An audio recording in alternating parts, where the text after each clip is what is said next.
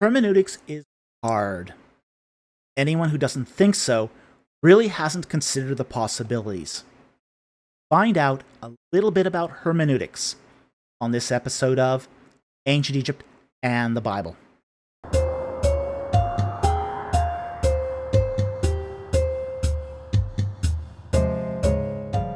Hermeneutics is the art and science of interpretation. And the task of interpretation is a particularly tricky one. Interpreting what a sentence means can change based on its context, based upon its diction, based upon its grammar, and even emphasis can change the meaning of a sentence. So what we're going to do here is take one example. I never said she stole my money. That seems like a pretty straightforward sentence. However, we're going to show here how meaning of that sentence can change depending on the emphasis one places on one word. So, let's start with the very first word in the sentence. I never said she stole my money. Now, just by changing the first person pronoun at the beginning of the sentence, we've already changed the meaning of the sentence.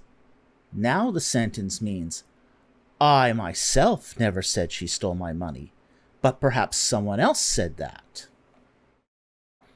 But it doesn't end there. Let's go on to the next one. I never said she stole my money. Now, by putting the emphasis on the second word, the sentence now means, I didn't say she stole my money. It could be, I never said that. Someone else may have, but not me. Wasn't me who said that. I would have never dreamed to have said that. All right, now let's shift the emphasis to the third word. I never said she stole my money. Now the sentence means I didn't say explicitly she stole my money, but I might have inferred it or implied it in some other way. Now let's shift it to the fourth word. I never said she stole my money. Now the sentence means I never said she stole my money. It could have been another woman. It could have been a man who stole the money. I just didn't say that she stole it. Now let's shift it to the fifth word. I never said she stole my money. Now the sentence means I never said she stole the money, but I might have lent it to her instead. Then we get to the sixth word. I never said she stole my money. By putting the emphasis on the my, the possessive pronoun, now the sentence means I never said she stole money that belongs to me, but she might have stolen someone else's money. And then finally, when we get to the final word here, I never said she stole my money. Now, by changing the emphasis on that final word, now the sentence means I never said she stole my money, but she might have stolen something else from me, like jewelry or a car or bonds.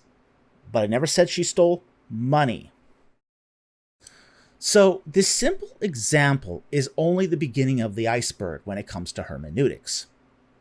There is a vast range of contingencies that you must consider when you interpret a passage. Some of these contingencies include context at various levels, like for example, at the sentence level, at the lexical level, at the passage level, or even the chapter level, or even the book involved. You might have to consider things such as lexical range. Words can have more than one meaning, and sometimes those meanings are very similar. So sometimes you have to decide what's the best meaning for a particular word in its context. You're going to have to consider things such as genre. Genre is an important thing because you're going to use a word very different in, say, poetry than you would say use it in a narrative where you're describing, say, a war.